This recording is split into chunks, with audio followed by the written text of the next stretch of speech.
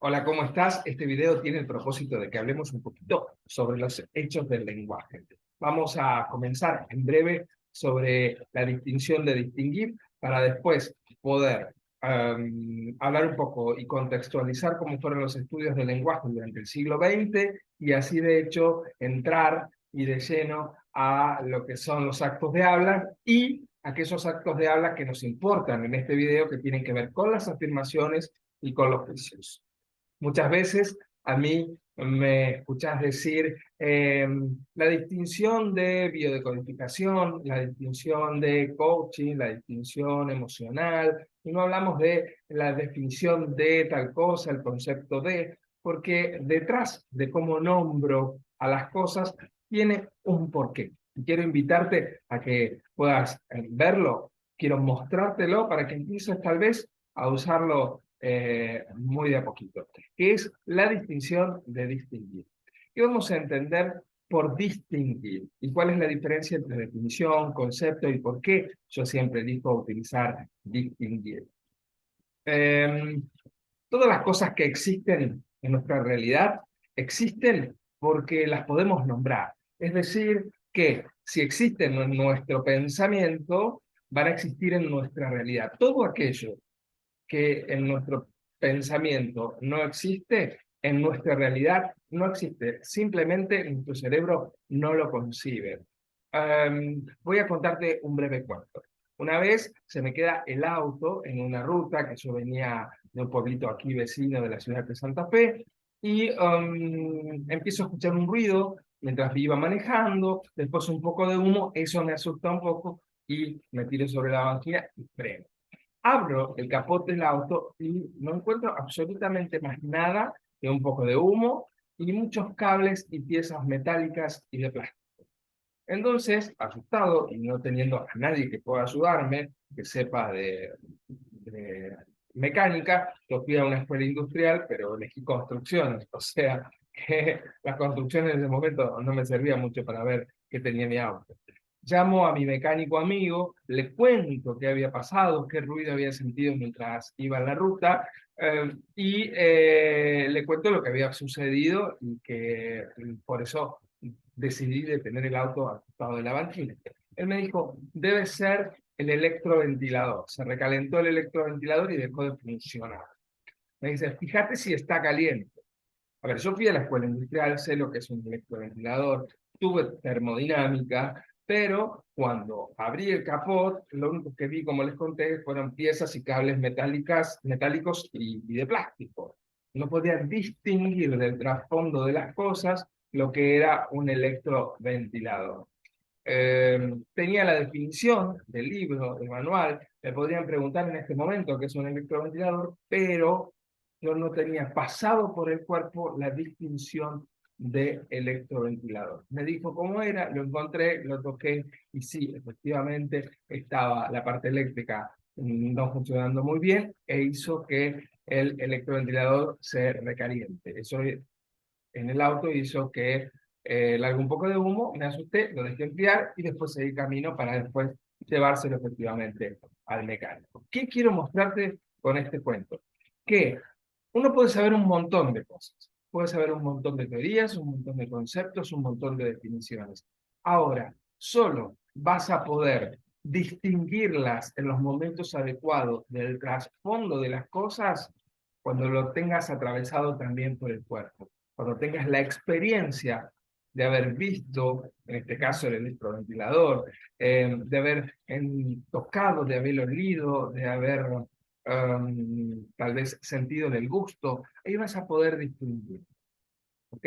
¿Por qué cuando tomamos algo o comemos algo podemos distinguir que está agrio de aquello que no lo está? Porque tenemos la distinción pasada por el cuerpo de aquello que es agrio. Vamos a entonces decir, tengo mis machetes aquí abajo, que distinguir es tener la capacidad de reconocer aquello que es relevante sobre el trasfondo de las cosas. Distinguimos siempre en el lenguaje, no podemos distinguir fuera de él. Y cuando distinguimos y podemos distinguir una cosa sobre la otra, vamos a decir que interpretamos el mundo. Contarte esto también, que si yo distingo, no solamente puedo distinguir conceptos y definiciones, qué es tal cosa, cómo son tales cosas, sino que también puedo interpretar y distinguir contextos, entender cuándo en este contexto puedo hablar, cuándo en este contexto no puedo hablar, cuándo es mejor decirlo de esta manera, cuándo es mejor decirlo de aquella manera. Para eso también es importante entrenarse en distinguir no solamente cuestiones de lenguaje, sino cuestiones de contexto. Además, si hablamos de conceptos y de definiciones, ya por la propia palabra, limitamos aquello que podemos entender de una palabra, de un signo, ¿sí? Definimos lo que entendemos, por ejemplo, por la palabra taza, ¿sí? Y dejamos fuera un montón de otras posibilidades, que tal vez en determinado contexto, esa palabra, ese signo, pueda funcionar y ser distinguido de otra manera. Por eso hablamos de distinguimos por tal cosa, tal otra cosa. ¿Sí? Ejemplo, distinguimos por biodecodificación como una terapia alternativa, no como otra cosa.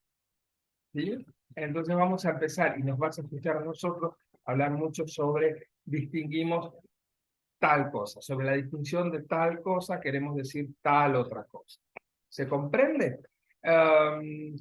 Como yo les conté, vamos a dar vuelta a la página, a partir de poder distinguir en el lenguaje, nosotros vamos a poder interpretar el mundo. ¿Qué significa interpretar el mundo? Observar el mundo y darle un sentido a aquello que vemos, a aquello que sentimos, a aquello que nos atraviesa.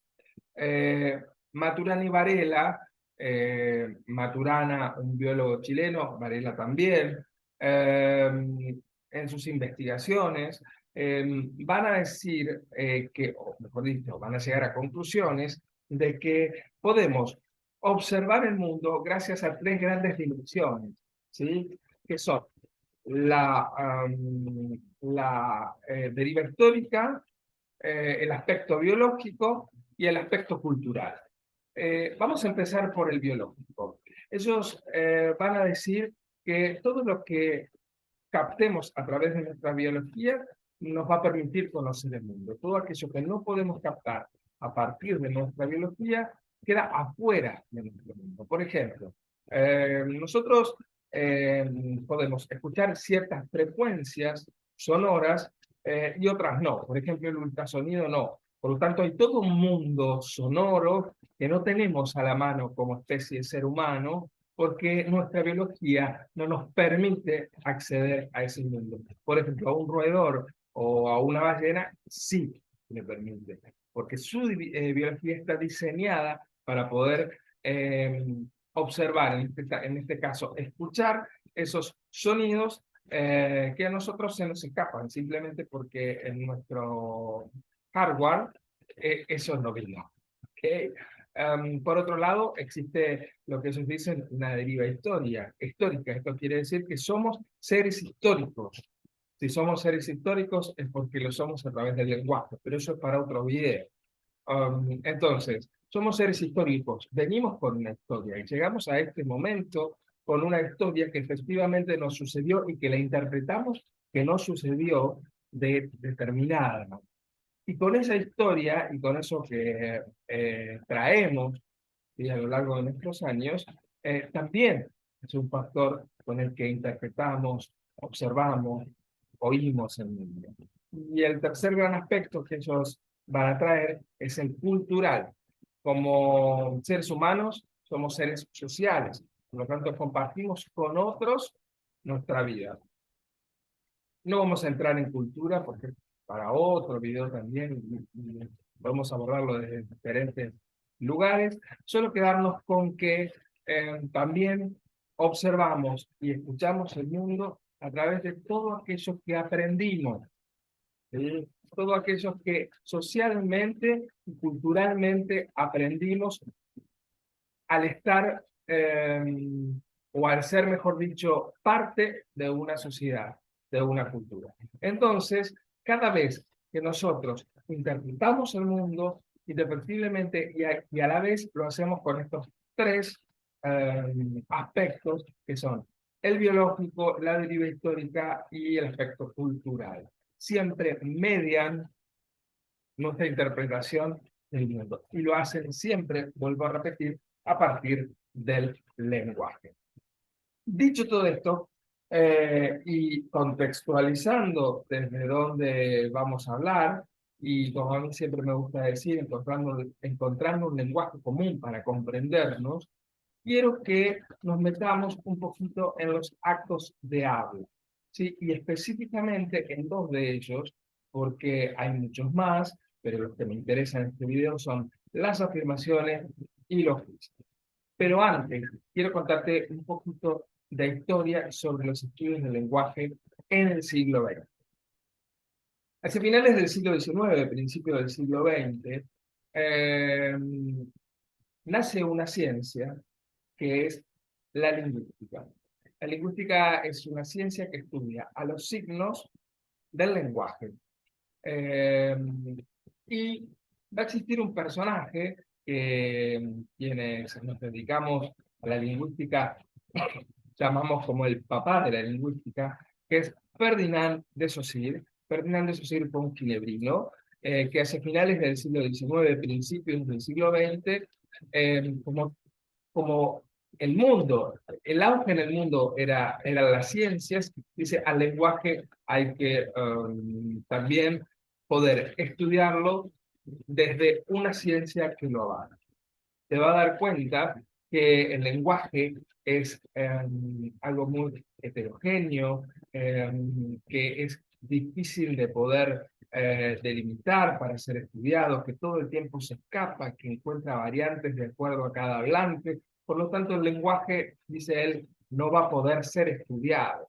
Podemos solo estudiar un aspecto del lenguaje que es la lengua, lo que nos cambia, eh, eh, lo que permanece inmutable, ¿sí? Porque si algo vive cambiando, no lo podemos estudiar, porque todo el tiempo estaría cambiando. Se va a quedar con ciertos aspectos del lenguaje que él llama lengua, y así inicia lo que es la ciencia de la lengua, que estudia los hechos del lenguaje, que es la lingüística. A principios del siglo XX, la comunicación, que es uno de los hechos que se puso a cuestionar o a indagar o a vulnerabilizar la lingüística, era entendida. Tenemos que entender que a principios del siglo XX, fuertemente como paradigma estaba el estructuralismo. Entonces, iban a entender a la comunicación como una herramienta, al lenguaje, perdón, como una herramienta netamente de comunicación. ¿Ok? Que este individuo A le dice a B y B interpreta exactamente lo que A quiso decir, y si B quiere continuar en conversación, va a emitir un signo que va a llegar hasta el oído de A y así se da la comunicación. Cosa que habrás estudiado un montón en la primaria y en la secundaria. Una de las conclusiones de este video. Seguimos estudiando modelos del principios del siglo XX, cuando la comunicación ya se ha demostrado que es totalmente diferente. Cuando te dieron en la escuela emisor, receptor, canal, mensajes, código, referente, estás netamente estudiando la comunicación desde un sistema estructuralista. ¿Okay? Encontramos a Jacobson ahí con este modelo de la comunicación, y ahí estamos antes de la década del 50 o más o menos por ahí. O sea que fíjate desde con qué modelos la escuela tanto primaria y secundaria argentina está estudiando a la comunicación. ¿Ok? Bien, hasta ahí el lenguaje y la comunicación era entendido como un instrumento justamente para comunicar, específicamente el lenguaje. Con el tiempo, con el avanzar de la ciencia lingüística, la escuela estructuralista no es que desaparece, pero sí se supera, y viene la escuela pragmática. La escuela pragmática, estamos hablando de segunda mitad del siglo XX, en donde deja de entenderse a los hechos del lenguaje como un instrumento de comunicación para ser comprendida la comunicación como acción, ¿ok? Ya no es un instrumento. En sí, la comunicación es entendida como acción pura. Yo, en el mismo momento de que estoy enunciando, estoy realizando un movimiento. Por ejemplo, cuando el juez le dice a una pareja, los declaro marido y mujer, en el mismo momento que está enunciando los declaro marido y mujer, está haciendo que se constituyan en marido y mujer, o marido y marido, como quieran llamarlo, se constituyan en esposos, esposas, esposes. ¿Ok? Por ejemplo, cuando otro juez dice lo declaro culpable, en el mismo momento en que está enunciando, también está haciendo que quien recibe ese juicio sea culpable y sea tal vez encarcelado por eso. ¿Ok? Entonces, la comunicación deja de ser un instrumento meramente para convertirse en una herramienta, para convertirse en acción. Austin, un británico, un pragmático, va a desarrollar toda su teoría sobre los actos de habla. Nosotros no vamos a desarrollar a Austin, no es nuestro interés, pero llego hasta ahí para decir que Rafael Echeverría, siglo XXI, comienzo del siglo XXI, va a tomar los actos de habla de Austin para que, ya habiendo avanzado los estudios del lenguaje, ya estamos en otro siglo, finales del siglo XX, principios del siglo XXI, interpretar al lenguaje no solamente como acción, sino como encarnación. ¿Qué quiero decir con esto? Él lo va a llamar lenguaje ontológico, la ontología del lenguaje. ¿Qué quiere decir? Que no solamente el lenguaje o los hechos del lenguaje son acción, sino que también, perdón, también nos muestran como seres. Esta frase que dice, hablamos como somos como hablamos, bien, viene más o menos por ahí, ¿se comprende? ¿Ok? Y va a tomar los actos de habla de Austin para desarrollarlos desde otra perspectiva. Dos de estos actos de habla, los primeros que queremos que comprendas, son las afirmaciones y los juicios. ¿Ok? Hay muchos más y durante nuestra formación en biodecodificación integral con el método Cadena-Gesta vemos muchos más, pero estos son los primeros. Y son interesantes de poder distinguirlos porque cuando un consultante, cuando un cliente viene a nuestra consulta o nos elige para que atendamos una demanda que él por sí no se puede hacer cargo, lo va a hacer mezclando estos actos de habla. Y para poder ayudarlo y comprenderlo, vamos a tener que distinguir cada uno de estos actos de habla, lo que son las afirmaciones, lo que son los juicios, más adelante lo que son las declaraciones, para poder en su relato encontrar las evidencias que lo puedan ayudar en una sesión de biodecodificación o una sesión terapéutica, o tal vez como clientes en una empresa, ¿sí? Ya van a ver por qué digo lo que digo, que es mucho más abarcativo que una sesión, que es lo que nos convoca para hacer este video, nuestra formación. ¿Qué son las afirmaciones? Las afirmaciones son descripciones de hechos. Derivan de nuestra observación del mundo, ¿sí? O sea, deriva de nuestra biología, de nuestra cultura y de nuestra historia. Me tendría que haber traído un vasito con agua. Siempre se me había tildado la pantalla. Estamos en las afirmaciones. Decíamos que eran descripciones de hechos, ¿sí? Que derivan siempre de nuestras observaciones del mundo, de nuestra biología, de nuestra cultura y de nuestra deriva histórica. Comprende siempre una distinción reconocida y consensuada, ¿sí? Por ejemplo, una afirmación es esta pared que tengo enfrente mide 2 metros, ¿ok? En este momento están pasando por la calle tres personas, ¿sí? Eh, ¿Por qué decimos que comprenden una distinción reconocida y consensuada? Porque tenemos que reconocer algo consensuado como qué es lo que distinguimos por calle, lo que distinguimos por pared, lo que distinguimos por 1 o 2 o 3 metros, ¿ok? Pero siempre una afirmación tiene que comprometernos a poder dar evidencia, ¿sí? Por ejemplo, si yo digo, esa pared mide 2 metros, yo puedo tener que poder medirla para después decir si mide 2 metros o no mide 2 metros. Yo puedo mirar hacia la calle para ver si efectivamente están mirando, están pasando 3 personas o ninguna o 5. ¿Ok? Las afirmaciones siempre, siempre, siempre deben comprometernos a poder dar evidencia de eso. Y es fundamental porque muchas veces cuando las personas vienen con un acto de habla que no es una afirmación, pero que la viven como una afirmación, o sea, que la viven como una verdad, nosotros le pedimos evidencia y no nos la puede dar. Le podemos mostrar que eso no es una afirmación, sino que es el juicio, es un juicio que ya lo vamos a ver. Por lo tanto, es algo que ella opina o él opina del mundo, pero que en realidad no es así, ¿sí? Porque no me puede dar evidencia. ¿Ok? Siempre decimos que las afirmaciones son verdaderas o falsas. Vamos al ejemplo de la pared. Esa pared mide 2 metros. Yo te digo, bueno, dame evidencia de eso. Agarras 1 metro y la medís. Mide 2 metros, perdón, esa afirmación es verdadera. Si mide 2 metros uno, no deja de ser una afirmación porque tiene forma de afirmación y de enunciado, pero es falsa.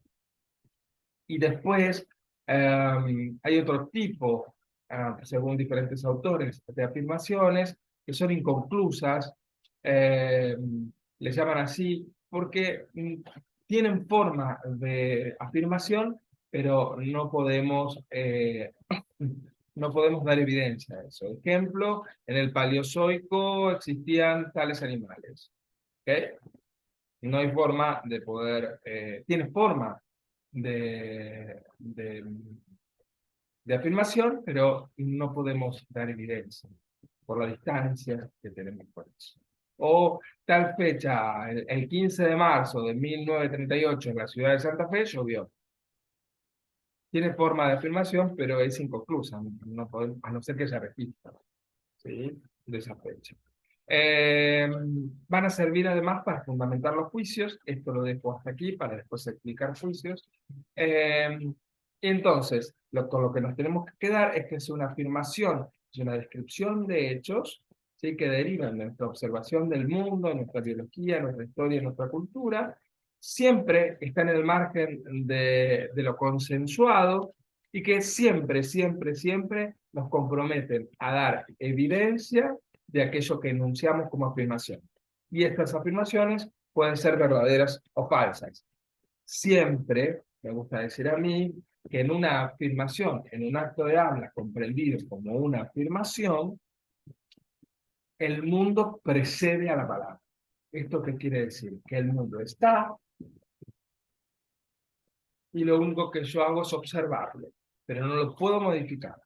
A lo sumo lo puedo medir, lo puedo mirar, lo puedo oler, pero no lo puedo modificar. ¿Ok? Porque es una afirmación. Eso está. Bien, vamos a pasar a ejemplos. Me anoté algunos ejemplos. Por ejemplo, el informe tiene 100 páginas. Puedo mirar el informe y ver si tiene 100 o 101. En todo caso, la primera será verdadera, la segunda será falsa. Estuvo aquí a las 18 horas, ¿sí? Y en este taller hay, ejemplo, 28 personas. ¿Ok? Esos son ejemplos de afirmaciones. Vamos al segundo de los actos de habla que me importa en este video, que es el de los juicios. A diferencia de las afirmaciones, que son descripciones de hechos, estos son declaraciones valorativas de hechos, ¿sí? A diferencia de las afirmaciones en las que el mundo precede a la palabra, aquí la palabra precede al mundo, porque lo que importa es mi opinión, mi juicio sobre aquello que observo del mundo. ¿Sí? Vieron que Yo les dije que siempre, siempre, siempre, siempre las afirmaciones deberían ser, deberían poder o nos deberían comprometer a dar evidencia. Los juicios, en vez de evidencia, lo que siempre, siempre, siempre, siempre, siempre tienen que permitirnos poder fundamentar. Pero cuando dicen, esto no me gusta, ¿por qué? ¿Por qué no? ¿Por qué no? ¿Por qué no? No. Porque no sé, no va conmigo. ¿Por qué no va conmigo? Porque no me gusta. Y se arma como esa hojarasca de juicios que hablamos mucho, sí. Que no podemos interpretar nada de lo que nos dice el otro. Eso no es un juicio fundado. Si yo digo, por ejemplo, eso no me gusta, ese lado no me gusta, ¿por qué no me gusta? Porque está hecho para mí con una crema de mala calidad y además ese helado de mala calidad, a mí me cae mal el estómago, por lo tanto no me gusta. Lo fundamenté y tiene forma de juicio. ¿Cómo fundamentamos un juicio? A partir de afirmaciones. ¿Sí? Yo puedo utilizar, llegaste tarde, a ver cómo fundamentarse el juicio de que llegaste tarde, que llegué tarde, porque habíamos quedado que nos encontrábamos hoy a las 18. Llegaste a las 19:30, una hora y media después, y ni siquiera te acordaste de la hora en la que habíamos llegado. Dijiste que no te acordaste. Puedo dar evidencia de esas tres cosas.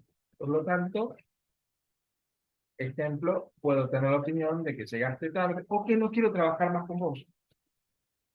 ¿Sí? Porque lo que tienen los juicios, a diferencia de las afirmaciones, por eso decimos que aquí la palabra precede al mundo, ah, me permiten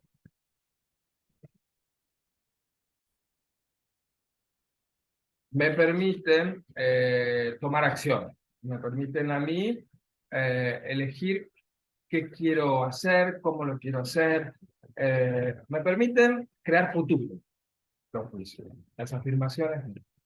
¿Sí? Hay otro tipo de juicios que se llaman declaraciones, o mejor dicho, los juicios son unos tipos de declaraciones, pero no vamos a entrar en eso ahora. Pero este específicamente nos permite crear futuro, porque gracias a eso, a que yo considero que este camino es mejor que este, tomo este camino y no este.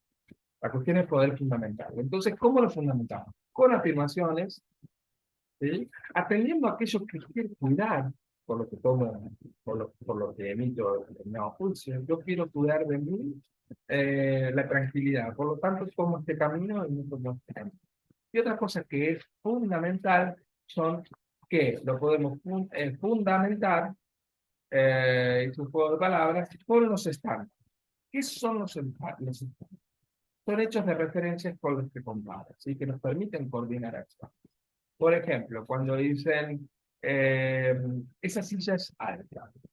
¿Sí? ¿Alta con respecto a qué?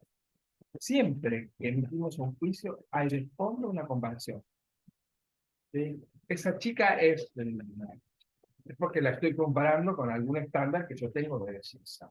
¿Sí? Ese hombre es alto. La afirmación sería, ese hombre mide 2,5 metros. Eso tendría forma de afirmación. Forma de juicio sería, ese hombre es alto.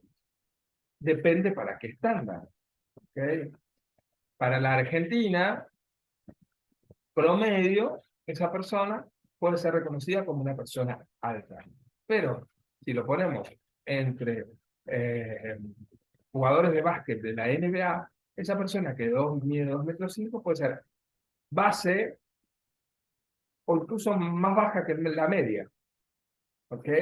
No lo sé, pero siempre que emito un juicio va a estar de fondo jugando siempre un estado. Y, como bien dije, los juicios pueden ser fundados e infundados. Siempre tenemos que poder fundamentar aquello que opinamos. Si no, más vale callarse. Y ejemplos de esto pueden ser, por ejemplo, el informe es demasiado largo para ser leído. Este taller hubo varias personas, ¿sí? Es decir, la cantidad exacta. Siempre lo haces vos. Y son todas formas enunciadas que son juicios. Cuando las personas vienen o cuando las personas conversamos, lo hacemos mezclando. danzando, que significa conversar, danzar con, ¿sí? Entre afirmaciones y juicios. La habilidad del terapeuta, la habilidad del consultador, del constelador o de algún empleado que esté en mostrador en una empresa, es poder distinguir de la persona que viene, de la persona que tengo enfrente, cuáles son afirmaciones y cuáles son juicios.